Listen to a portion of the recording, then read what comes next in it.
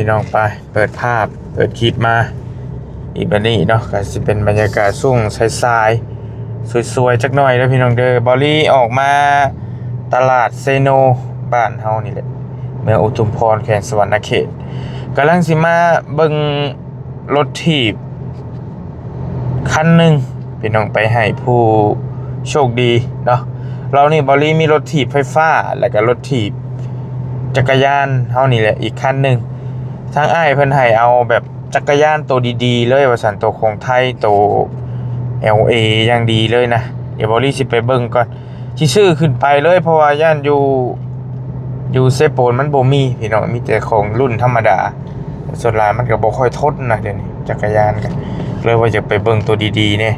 ตัวดีๆบอลลี่ถามมื้อน่ะคือว่า 3,000 ปลายบ่ได้แต่มาไปเบิ่งก่อนว่าสิเป็นจังใดนะพี่น้องก็พาลูกสาวครับเอ้าอึดจามแล้วเด้อลูกมาดีกันพาลูกสาวมาชื่อรถกระตุ้นเพิ่นก่อนรถไฟฟ้าน้อยเพิ่นอยากได้รถมาขี่อยู่เฮือนพี่น้องขี่ลิ้นนำมันแหละบ่ย่าฮะเอาบ่รถถีบลูกเมื่อเจ็ดคนตัวนี้ไฟฟ้าเป็นน้องไฟฟ้าคนตัวนี้นะบอกกะย่าบ่อีลาแบบได้สะดวกอยู่เมืองช่างนี่ไปเบิ่งกันดิสิมาเบิ่งห้านเอื้อยตอนนี้แหละทางนอกนี่แหละกว้างกว่านะเดินงามมาเบิ่งก่อนหน่อยห้านเบาบุญสารวัตรซื้อมื้อนั่นแหละซื้อไปให้น้องใจดีไปให้น้องอันนั้นในหันนะพี่น้องเนาะแต่ว่าอันนี้บอลลี่ก็สิมาเบิ่งอีกไปให้อีกบุคคลคนหนึ่งเป็นผู้หญิงเกือนนะตัวนี้ก็เป็นรถถีบจะเอารถถีบไฟฟ้านี่ก็ยังนั่นอยู่ยังรุ่นกันชื่นสงสัยก็สิมาเบิ่งรถถีบปั่นมือเขาอีกบัดว่าสิน่าใดเนาะได้หานี่จะใส่กันได้หรือบ่รถถีบไฟฟ้าก็มีนี่ก็เต็มอยู่ของดีก็มีไฟฟ้า10,000 20,000ก็มีนะ20,000 30,000ก็มีอย่างดีไฟฟ้าโอ้จังเราเบิ่ง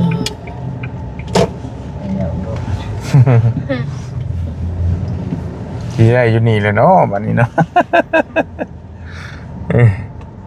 เอาลูกไปลงเบิ่งลงพอป่ะ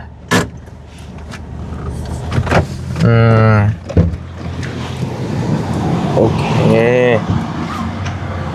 ถ้าลูกสาวมาเบิ่งรถสิเบิ่งประมาณนี้แหละนี่นะแต่ว่าจะไปเบิ่งอีกห้างนึงของเพิ่นไอ้บอลลี่มาเบิ่งจักรยานก่อนว่ามันสิเป็นได้ใดนะรู้ว่าจังไดลงมาก่อนลูกอันนี้จักรยานเดี๋ยวสิมัดใหม่มันบนเน็ตปะได้จักรยานสวัสดีไอ้โดยมาเบิ่งรถถีบ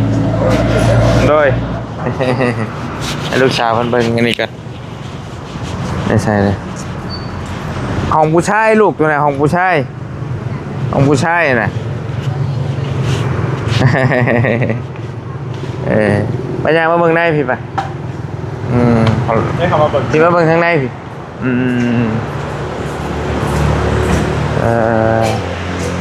เดี๋ยวเบิ่งในพี่ลูก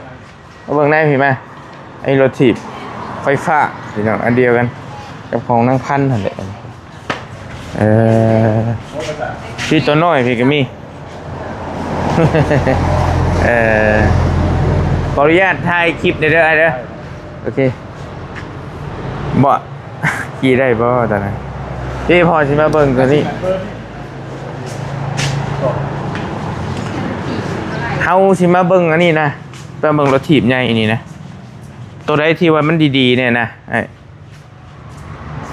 ตัวว่าเพิ่นว่าของไทยอย่างดีเนี่ยนะเป็นตัวใด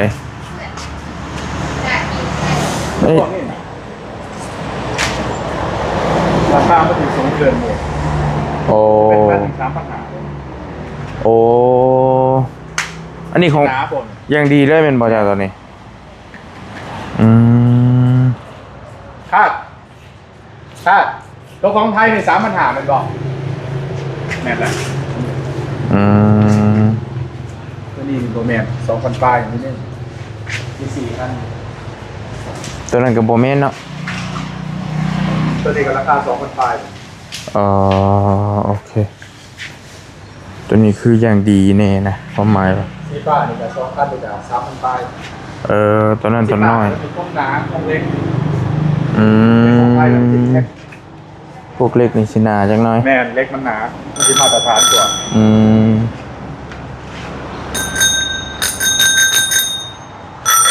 อันนี้ก็ยังต่างกันแล้วนะพี่น้องลิงพันนี้ก็ได้ ต่างเมื่อ อ วงพวกนี้มันจะต่างกันมั้ย อันนี้ก็เมียน้อยเนาะ แม่น มีของไทย เป็นราคาเอสีเอาไปให้ผู้หญิงนะ1 2ก็เห็นแต่สีชมพูนี่แหละ ทีนี้มันเกิดสีเนี่ยสีช อื มพู ม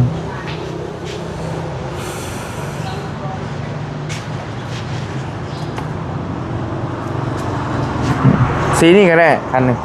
เดี๋ยวเช็คลมเช็คอันนี้เขานี่โอเค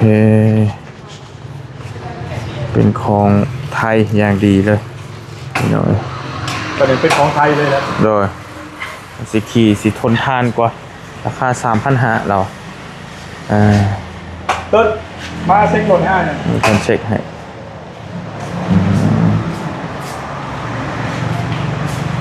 ขึ้นได้อยู่บ่เนาะมีรถไฟฟ้าคันหนึ่งยัดใส่กันได้อยู่บ่โดย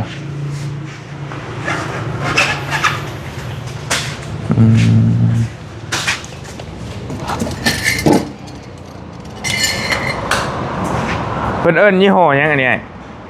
ตัวนี้ LA LA เลยเนาะ แม่น LA ของไทยเลย โดยเข้าใจ อันนี้นี่คืออย่างดีเลยนะพี่น้องเอ้ยแต่ว่านี่เป็นประเภทในธรรมดา ประเภทจักซิเมนตัวใดตัวนี้บอกตัวใดเราเอาแค่นี้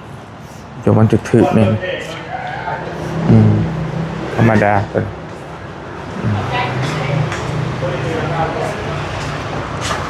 ให้น้องเพิ่นเช็คลมให้ก่อนเพิ่นมาจ่ายเงินแล้วฮะ อยากได้ป่ะใครอยากได้ แม่นะ เมย์ อันนี้ป่ะอันนี้ไหมนี่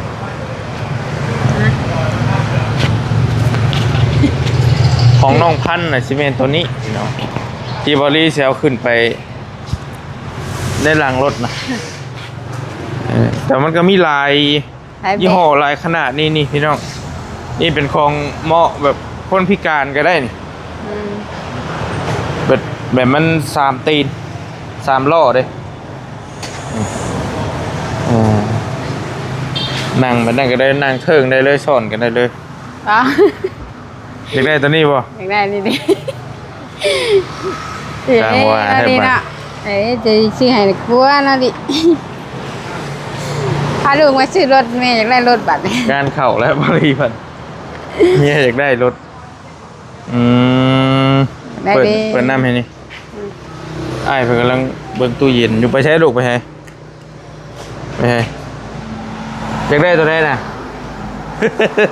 ของผู้ชายนี่ ดินี่แม่กับลูกฮะนี่ซ่อนลางกันไปนี่แม่กับลูกฮะนี่ งานเข่าแล้วเดี๋ยวเราว่างกันที่ถามราคาแล้ว คือสิดี มันก็คือสิ คือสิแน่นนาดี ภาพมันก็คือสิชนทางนี้เนาะตัวราคาบ่เห็นแต่ผลประโภคในชนลายจะเป็นของน้ำเข้าจากจีนสัดส่วนหลายนะพี่น้องแต่มันก็แล้วแต่เกรดมันเกรดดีเกรดบ่ดีคุณภาพ ตัวนี้ก็คือสิแน่นหนาอยู่ลอกกันใหญ่อยู่ เล่นหนามบริคือกันเล่น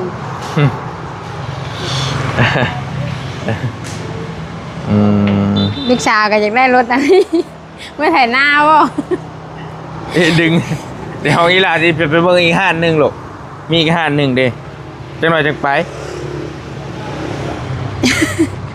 ชาวอยากได้อีกคันหนึงอยากได้อีกคันหนึง ติดรถไทยเป็น เมื่อลินอยู่เฮือนลงเฮิมตอนนั้นเด้ อ๋อ มีน้องประชามาลินเด็กน้อยคนหนึง หลานแล้ว แบบนี้แหละแต่มันเป็นของผู้ชายนี่ลูกมันบ่เหมาะปานใดกับเจ้า แต่ท่านเห็นไปเห็นคันนั้น จะเบิ่งคันน่ะ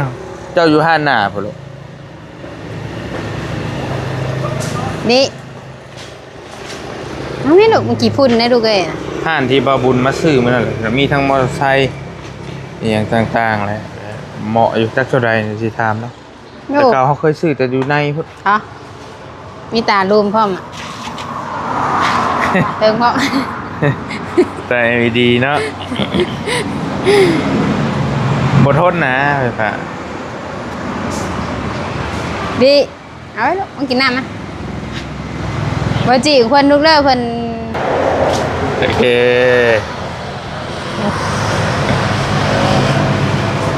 เงินอ่อนจิม อันนี้ก็ดึงอยู่นี่ ว้ารถถีบมาแล้วลูก เดี๋ยวรถถีบนี่มาเลยรถถีบนี่นะ LA ว้าวของดี อ๋อยังดีเลย3,500อันน่ะ วิทย์ใช้วิทย์กันอยู่บ่จับมันเกิดเด้อ เอาอันนี้จัดแจงไหม มันต้องเอาขึ้นไปเทิงพุดต้องจัดใหม่บ่ ผ้าลูก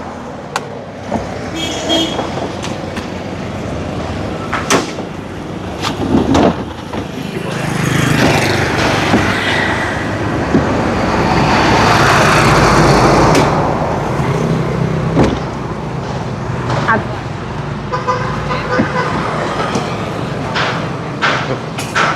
จะเฮาหามัดตัวนี้ให้เฮาดีเด้อเพราะว่ายังบ่ทันได้ให้เฮามัดเด้อ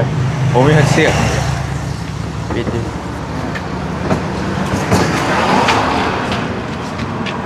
ไป2คันเลยน้องให้ทั้งน้องมันซิกให้แล้วครั้งนี้เนาะเป็น ก็เอาจู้กันนิดนึงเลย เอาแบบใด อย่าว่าเอารถขึ้นเครื่อง มันก็ ข้านนั่นก็ใหญ่แต่ได้ของอยู่ ใหญ่เถอะกระจุเนาะ ตำแหน่ง จังวะ นักชาจ่ายไม่ลด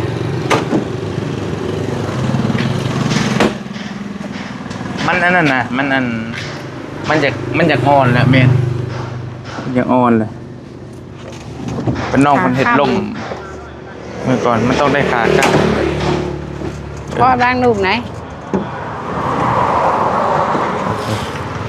เขาในลูกหลานเขาในก้อนพอเฮ็ดเบี้ยอยู่ลูก 3,500พี่น้อยยังบ่เคยซื้อไปให้ใครจ้าเทื่อแบบนี่เป็นของอย่างดีเนาะของแน่นๆนาๆเลยไม่ใช่น่ะลูก ลูกก็อยากได้รถ นี่ก็ดึงอย่างเดียวเลยบาทเนี่ย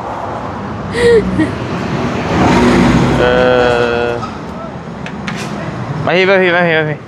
เอาตัวใดเอาบ่ตัวนี้ นี่ เอาบ่ตัวนี้ ดิอันนี้มันแล้วนะดิ อุ้ย ขี่กับ เลย แม่นี่อุบาลูกตัวนั้นของเป็นของเฮาตัวนั้นน่ะของผู้ชายลูกของผู้ชายแต่มาพี่มาของนี่รถไฟฟ้านี่ คือสิเน่นนาครับกิวมีโชคพร้อมนี่โชคก็บักใหญ่นี่โอ้ หักน้ำหนักพอได้เลย ยังไง หน้าวิดหน้างอเหยกได้ร เดี๋ยว ถ จังหน่อยจังไปเอาจังหน่อยพ่อพาไปเบิ่งตัวนั้นเด้อโอเค อันนี้บ่งามอันนี้ก็ นี่มันงามบ่ งามอยู่แต่ของผู้ชายอันนี้ได้ลูกเด้อแอบแล้วไม่เห็นรถอยากได้รถละเป็นประเภทหลายอย่างเนาะนี่ แม่งกับไฟฟ้าแหละนะ เดี๋ยวพาให้กันนั่นแหละ คักอยู่คันนี้กันน่ะแบบคือรถของแม่ไอ้ปิว เดี๋ยวพันเทปมาเนาะ คักเลยเพราะฉะนั้นมันสิใหญ่คือรถจักรใหญ่เลยสิ เฮ้ยแต่พวกนี้คนนิยมนี่พี่น้องตอนนิยมเฮง เพราะว่านี่ยุ่ง มันถึก เงิน ราคาก็บ่แพง ปานใด ว่าสิถามอ้ายเพิ่นก็บ่ว่างถามว่าราคาเท่าใดเพิ่นไปลองตู้เย็น เดี๋ยวเราก็มาแล้วจ่ายเงิน ซึ่งสะซึ่ง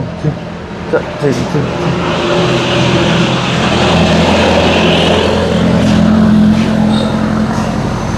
เอาไอ้เป็นมัดรถให้เลยเนี่ย2 คันเลยขึ้นไปนี่แล้วนี่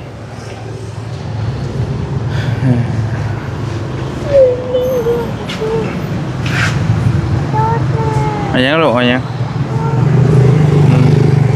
มีลีนมีอย่างก็ใส่ให้ยังดีแล้วคักละรถใช้รถ บ่ แต่ใด ได้มีเครื่องไงเนาะหล่อมเนาะ บ่มีแต่มีอยู่มีเครื่องแจกอะสิซื้อเอานะรถฝากเงินมาอยู่น้องเพิ่นมัดให้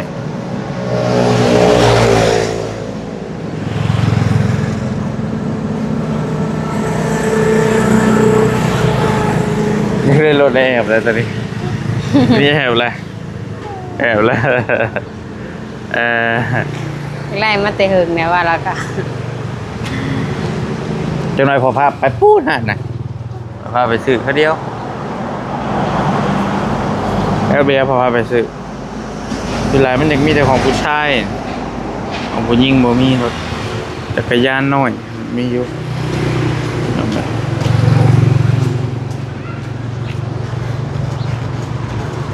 กำลังมัดให้ดึกดังโอเคหมดลมเนาะ โอเคเรียบร้อยเพิ่ม เน้นหนา ตัวนี้น้องหูราคาบ่ตัวนี้ นี่15,000 10,000เงินบาทเนาะ แม่ 10,000กับ500 ลดลงมาสำนี้แหละ6,500 โอ้ เป็น300แม่ โอเคตัวนี้6,500ตัวนี้เลย10,000กับ500 บาท แม่ น้อย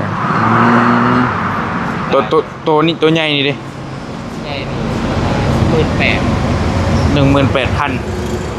18,000สำหรับสำหรับคนที่คนเฒ่าบ่คนที่พิการในอย่างต่างๆนะได้อยู่พี่น้อง18,000อันตัวเป็นคือรถจักรได้ซะคันสีขาวคันใหญ่ อันนี้บ่ แม่น ถามเบิ่งพี่น้องเพื่อได้มาซื้อ ตัวนี้บ่ แม่น คุณ3 13,000เอาเกือบเฮียเฮ้ย เอา โอ้ยเนาะขอบใจเจ้าขอบใจโอเคเป็นรถจักรเป็นของมาเลบ่น้องหรือว่าของไทยตัวน่ะ มาเลย เท่าไหร่หามาเล เริ่มต้นแหละ22,000 ตัวนี้เลยนะตัวนี้เท่าไหร่นี่ ได้ไปแหละ 27,000เรียบร้อยแล้ว20,000หลายแบบ โอ้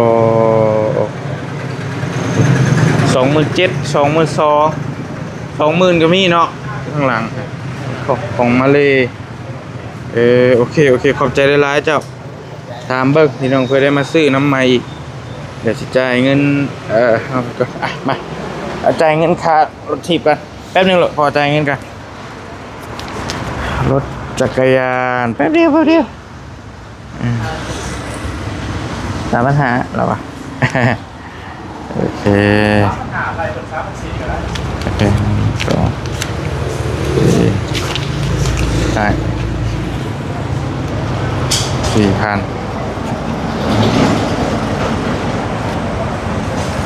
มีครบวงจรอยู่ในนี้ก็ได้เครื่องใช้ไฟฟ้าพี่น้องทุกชนิดเลย เอ้ามีอะไรนี่อยากได้ ว้าว นี่จะอยากได้ โอ้ยเดี๋ยวจังหน่อยจังไงพอพาไปซื้อหุ่นเด้อผ่อนทอนเงินก่อนค่าเดียวเร็ว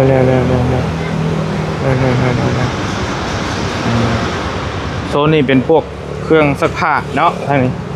เครื่องซักผ้าโทรทัศน์พัดลมหม้อหุงข้าวนะพี่น้อง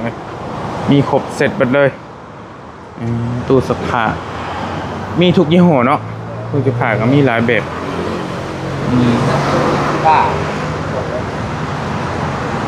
LG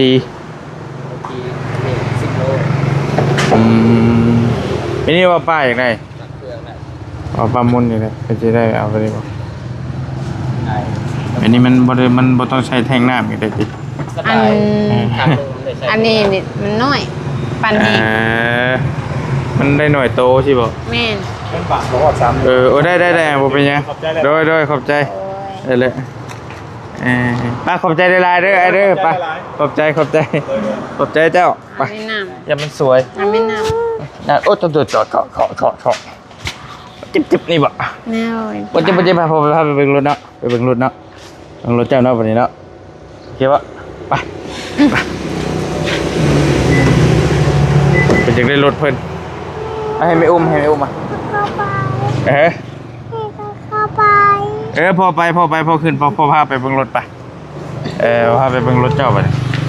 เป็นจังได้รถพี่น้องอันนี้เป็นรถจักรยานเด้อพี่น้องเด้อจักรยานหรือว่ารถถีบบ้านเขาแต่ว่าตอนนี้เนี่ยบริถ่ายคลิปไปก่อนๆแล้วรถจักรยานไฟฟ้าที่ว่าบริจะเอาไปให้บุคคลคนหนึ่งตัวนี้ก็คือการจะเอาไปให้บุคคลคนหนึ่งแต่ยังบ่ทันว่าคือกันเราเป็นของใคร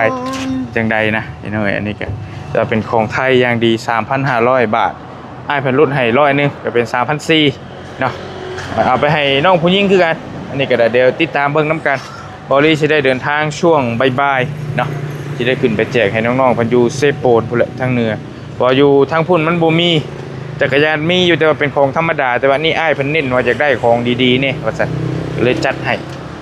มาซื้อเอาแต่ซิโนพี่ละไปพี่น้องเนาะเดินทางต่อเป็นทหาร FC นั่นแหละแต่ว่าเอ้ยเพิ่นบ่อยู่ผู้เมียเพิ่นก็ฮู้จักอยู่อ้ายเราก็สิฮู้จักกันราคาเวียงนี่จักหน่อยลูกค้าเพิ่นเข้ามาพร้อมกันไปเบิ่งรถถีบให้ลูกสาวก่อนบาดนี่อยากได้หลายมื้อเลยพี่น้องจะหึงเลยก็เลยว่าสิออกมาซื้อให้เพิ่น เนี่ยหัวเย็นนะพี่มันมีแต่งอยอยู่ แต่ก็สิกลับไปส่งเพิ่นรถอันนี้ก็ระดับหมื่นเนาะ ถือดีเลยของดีมันจะทนกว่าเด้ เติมใช่อีก 8-9,000 ก็ได้รถจักรเลยบริชื่อไปให้น้องพัน19,000อะไรเนี่ย เอ้านั่นมันก็อันนี้มันไฟฟ้าเนาะ รถว่าคือรถจักรนะมันก็มันต่างกันบ่หลายอันนี้ตัวนี้18,000บ่13,000 แม่มันใช่ แต่ว่ารถโตคนเฒ่าหั่น18,000เนาะ3โลหั่นนะที่น้องรถไฟฟ้าหั่นเด้แต่ว่าปัญหามันก็หลายมันมีข้อดีข้อเสียต่างกันหลายอยู่ยามฟ้ายามฝนนี่ก็โอ้ยขี่ลงไป กินยำแดงว่ะไปเด็ดไปน้ำมันอีกกันหน่อยนึงย่อยลงไปอะนาดิ โอเค รถลายเนาะ ลายพี่น้องไปเบิ่งรถลูกสาวกันไปโอเคพี่น้องบอลี่พอโตเข้าไปเบิ่งอันนี้ให้ลูกสาวก่อนจะเปิดสิให้ถ่ายคลิปได้บ่หรือบ่ได้จะย่าแล้วโอ้เป็นยังบ่ทันได้ถามแต่ว่าสิปิดคลิปก่อนน้อยๆนี่ให้ลูกสาวก่อนเพิ่นเล่นไปเลยเพิ่นดีใจไปเถอะเนาะมีแต่บอลี่สิขอจบคลิปปิดคลิปไว้เพียงเท่านี้ก่อนต้องขอขอบใจขอขอบคุณทั้งผู้ใหญ่ใจดีแล้วก็ FC บัดทุกคนที่ติดตามทางช่องบอลี่เนาะเอาจักรยานได้พี่น้องเด้อจักรยานไฟฟ้าสิขึ้นไปให้น้องคนหนึ่งทั้งน้อง2คนเพราะว่ามีจักรยานคนหนึ่งแล้วก็ไฟฟ้าคันหนึ่งให้ผู้ละคัน ก็ติดตามน้ำกันขึ้นเซโปนบอลีก็น่าจะได้ขึ้นผู้เดียวมานี่แต่ว่าเบาแก้วเพิ่นสิตามขึ้นไปน้ำลังเพิ่นว่าอยากขึ้นน้ำอยู่นั่นก็ทางเบิ่งเนาะอยู่ดีมีแห้งพี่น้องเจอกันรุ่นน้ำกันบ๊ายบาย